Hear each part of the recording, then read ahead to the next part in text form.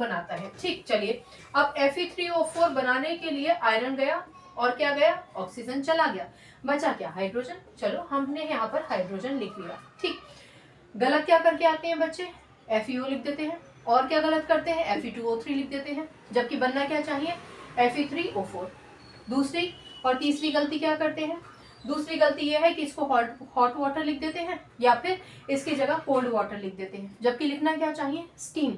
Iron हमेशा steam से ही react करता है। छोटा सा पॉज लीजिए, कारण समझिए। रिएक्टिविटी सीरीज याद है, KNaCA, MgAl, Zn, Fe, SnPb, यहाँ हाइड्रोजन आ गया, COHgAgAu।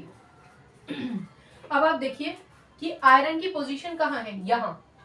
हाँ, ये बात ठीक है कि आयरन हाइड्रोजन से तो ऊपर है, यानी कि आयरन हाइड्रोजन को तो डिस्प्लेस कर सकता है।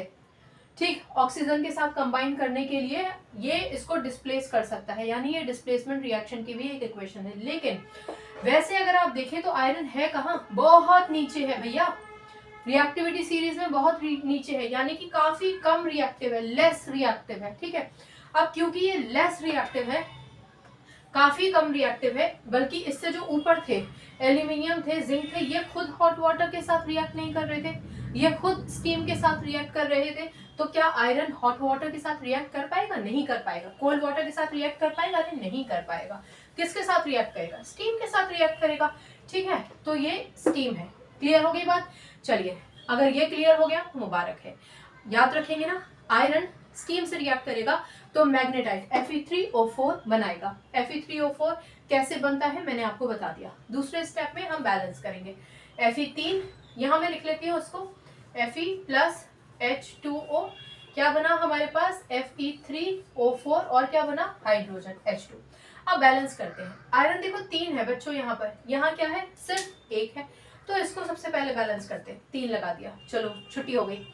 ऑक्सीजन यहाँ 4 है, जबकि ऑक्सीजन यहाँ कितने हैं, 1, तो यहाँ ऑक्सीजन को बैलेंस करने के लिए 4 लगा देते हैं। बहुत बढ़िया, हमारा आयरन बैलेंस हो गया, ऑक्सीजन बैलेंस हो गया। हाइड्रोजन यहाँ कितने हो गए, 4 to the 8।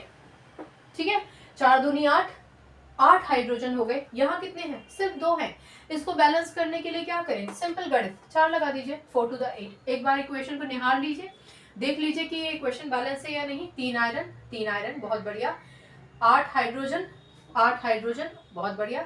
ऑक्सीजन 4 और ऑक्सीजन 4, इक्वेशन हो गई हमारी बैलेंस। ठीक, अब इसका नाम लिख लेते हैं। चलिए, ये क्या है, ये तो सिंपल आयरन है। ठीक, अच्छा, रेड हॉट आयरन, किताब में आपको यहाँ रेड